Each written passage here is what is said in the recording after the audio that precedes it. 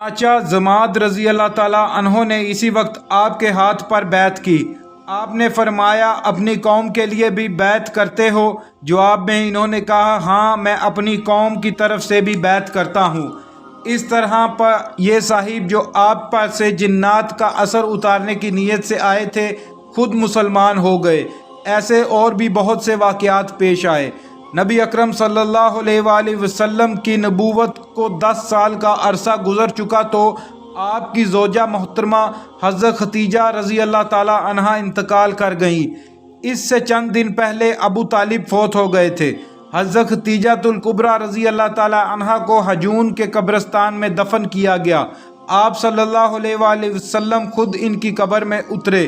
انتقال کے وقت حضرت ختیجہ رضی اللہ تعالی عنہا کی عمر 65 سال تھی۔ اس وقت تک نماز جنازہ کا حکم نہیں ہوا تھا۔ اس سال کو سیرت نگاروں نے عام الحزن یعنی غم کا سال قرار دیا، کیونکہ ہر موقع پر ساتھ دینے والی دو ہستیاں اس دنیا سے رخصت ہو گئی تھیں۔ آپ ہر وقت غمگین رہنے لگے، گھر سے بھی کم نکلتے۔ حضرت ختیجہ رضی اللہ تعالی عنہا شادی کے بعد 25 سال تک آپ کے ساتھ رہیں۔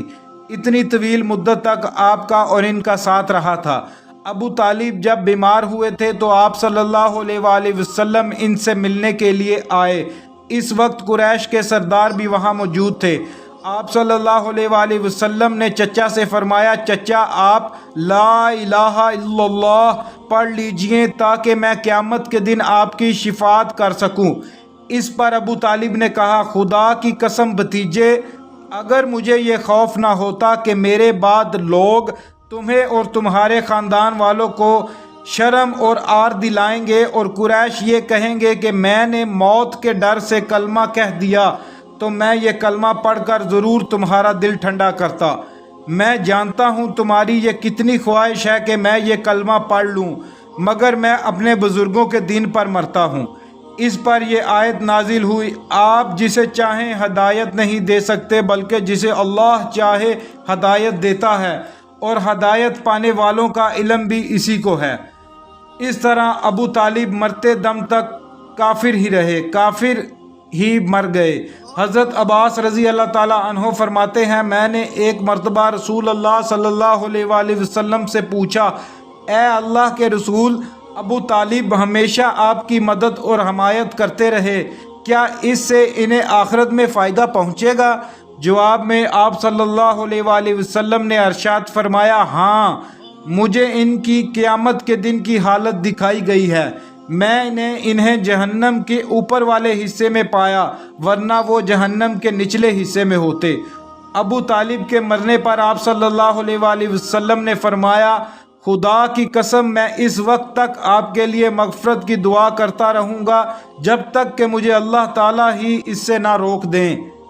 اس پر اللہ تعالیٰ نے آیت نازل فرمائی پیغمبر کو اور دوسرے مسلمانوں کو جائز نہیں کہ مشرکوں کے لیے مغفرت کی دعا مانگے، اگرچہ وہ رشتہ دار ہی کیوں نہ ہوں، اس امر کے ظاہر ہو جانے کے بعد کہ یہ لوگ دوزخی ہیں۔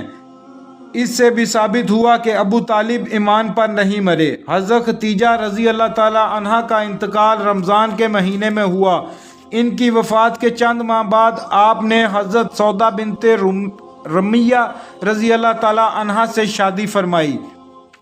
آپ سے پہلے ان کی شادی ان کے چچا کے بیٹے حضرت سکران رضی اللہ تعالی عنہ سے ہوئی تھی۔ حضرت سکران رضی اللہ تعالی عنہ دوسری ہجرت کے حکم کے وقت ان کے ساتھ حبشہ ہجرت کر گئے تھے، پھر مکہ واپس آ گئے تھے۔ اس کے کچھ ہی عرصے بعد ان کا انتقال ہو گیا تھا۔ جب حضرت سودا رضی اللہ تعالی عنہا کی عدت کا زمانہ پورا ہو گیا تو آپ صلی اللہ علیہ وآلہ وسلم نے ان سے نکاح فرما لیا۔ اس نکاح سے پہلے حضرت سودا رضی اللہ تعالی عنہا نے ایک عجیب خواب دیکھا تھا۔ انہوں نے اپنے شوہر سکران رضی اللہ تعالی عنہ سے یہ خواب بیان کیا۔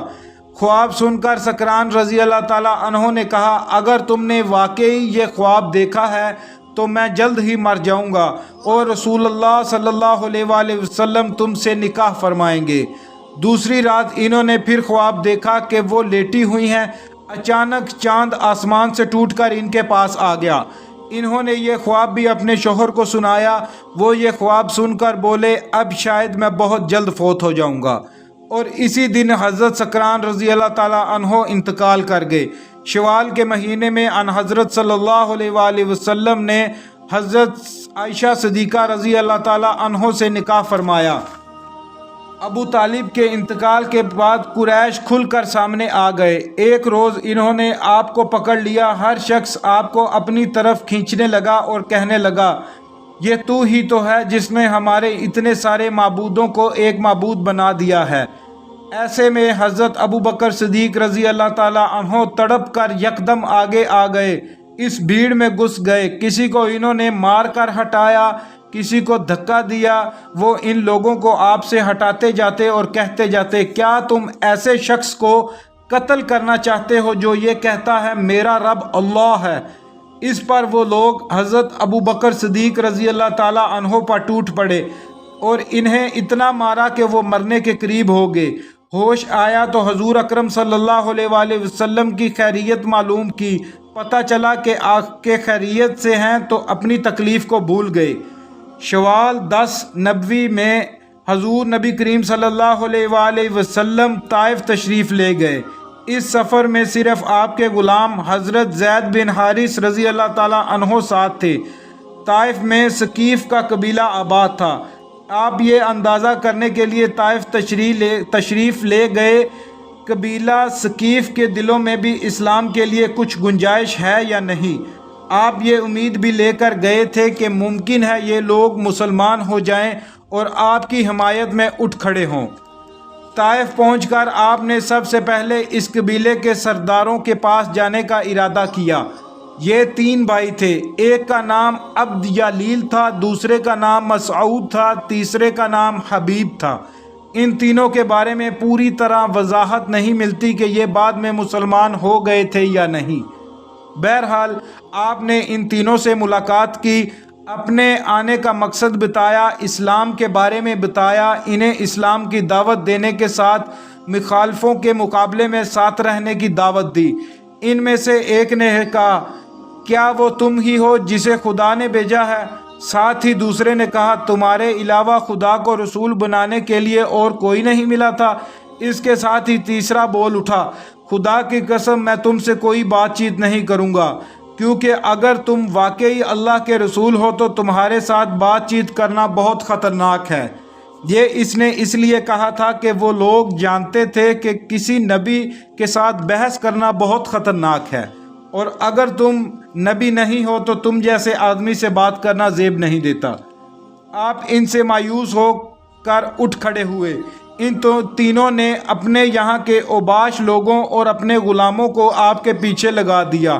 وہ آپ کے گرد جمع ہو گئے۔ راستے میں بھی دونوں طرف لوگوں کا ہجوم ہو گیا۔ جب آپ صلی اللہ علیہ وآلہ وسلم ان کے درمیان سے گزرے تو وہ بدبخت ترین لوگ آپ صلی اللہ علیہ وآلہ وسلم پر پتھر برسانے لگے، یہاں تک کہ آپ جو قدم بھی اٹھاتے وہ اس پر پتھر مارتے۔ آپ کے دونوں پاؤں لہو لہان ہو گئے، آپ کے جوتے خون سے بھر گئے۔ جب چاروں طرف سے پتھر مارے گئے تو تکلیف کی شدت سے آپ بیٹھ گئے۔ ان بدبخت اوباشوں نے آپ کی بغلوں میں بازو ڈال کر آپ کو کھڑے ہونے پر مجبور کر دیا۔ جو ہی آپ نے چلنے کے لیے قدم اٹھائے وہ پھر پتھر برسانے لگے۔ ساتھ میں وہ ہنس رہے تھے اور کہکے لگا رہے تھے۔ زید بن حارث رضی اللہ تعالیٰ عنہ کا حال یہ تھا کہ وہ آپ کو پتھروں سے بچانے کے لیے خود کو ان کے سامنے کر رہے تھے۔ اس طرح وہ بھی لہو لہان ہو گئے، لیکن اس حالت میں بھی انہیں آپ صلی اللہ علیہ وآلہ وسلم کی فکر تھی، اپنی کوئی پرواہ انہیں نہیں تھی۔ ان کے اتنے زخم آئے کہ سر پھٹ گیا۔ آخر آپ صلی اللہ علیہ وآلہ وسلم اس بستی سے نکل کر ایک باغ میں داخل ہو گئے۔ اس طرح ان بدبخت ترین لوگوں سے چھٹکارا ملا۔ آپ اور زید بن حارث رضی اللہ تعالیٰ عنہ اس وقت تک زخموں سے بالکل چور چور ہو چکے تھے اور بدن لہو لہان تھے۔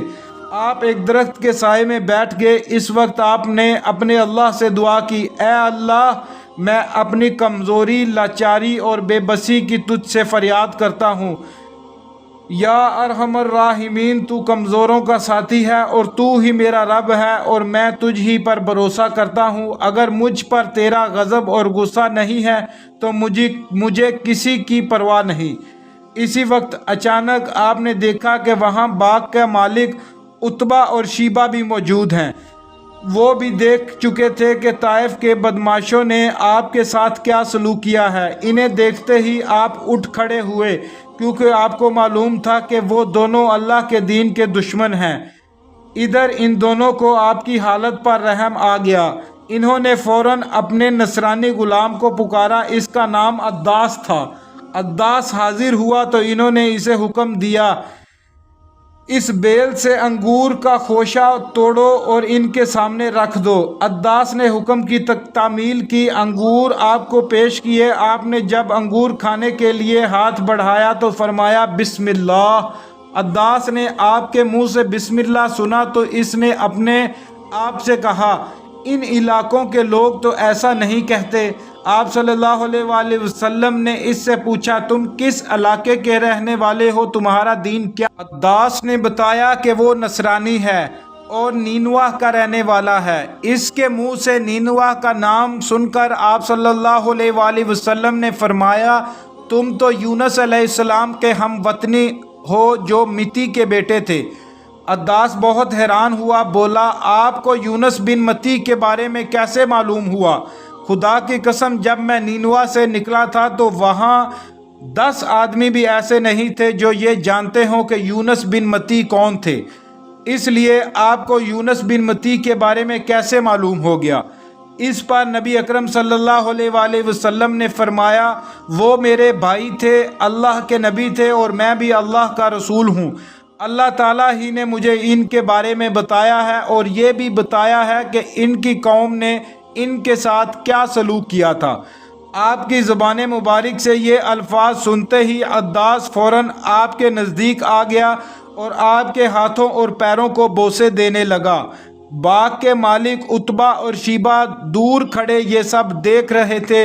इन्होंने अद्दास को आपके कदम चूमते देखा तो इनमें से एक ने दूसरे से कहा, तुम्हारे इस गुलाम को तो इस शख्स ने गुमराह कर दिया है। फिर अद्दास इनकी तरफ आया तो एक ने इससे कहा, तेरा नास हो, तुझे क्या हो गया था कि तू इसके हाथ और पैर चूमने लगा था? इस पर अद्दास बोला, मेरे आका, इस शख्स से बेहतर इंसान रूहे ज़मीन पर नहीं हो सकता। इसने मुझे ऐसी बात बताई है जो कोई नबी ही बता सकता है। यह सुनकर उतबा ने कहा, तेरा बुरा हो, अपने दीन से हरगिज़ मत फिरना। इन अद्दास के बारे में आता है कि ये मुसलमान हो गए थे।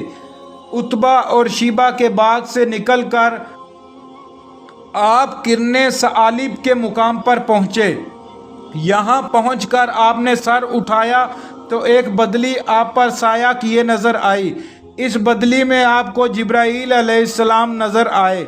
इन्होंने आपसे कहा, आपने अपनी कौम यानी बनी सकीफ को जो कहा और इन्होंने जो जवाब दिया, इसको अल्लाह ताला ने सुन लिया है और मुझे पहाड़ों के निगरान फरिश्ते के साथ भेजा है। इसलिए बनी सकीफ के बारे में जो चाहें इस फरिश्ते को हुक्म दें। इसके बाद पहाड़ों के फरिश्ते ने अन हज़रत सल्लल्लाहु अलैहि वसल्लम को पुकारा और अर्ज़ किया, ए अल्लाह के रसूल, अगर आप चाहें तो मैं इन पहाड़ों के दरमियान इस कौम को कुचल दूं या इन्हें ज़मीन में दंसा कर इनके ऊपर पहाड़ गिरा दूं। पहाड़ों के फरिश्ते की बात के जवाब में रहमत दो आलम सल्लल्लाहु अलैहि वसल्लम ने इरशाद फरमाया, नहीं, मुझे तवक्का है कि अल्लाह ताला इनकी औलाद में ज़रूर ऐसे लोग पैदा फरमाएगा जो अल्लाह ताला की इबादत करेंगे और इसके साथ किसी को शरीक नहीं ठहराएंगे। इस पर पहाड़ों के फरिश्ते ने जवाब दिया, अल्लाह ताला ने जैसा कि आपको नाम दिया है, आप हकीकत में रऊफ़ व रहीम हैं, यानी बहुत माफ़ करने वाले और बहुत रहम खाने वाले हैं।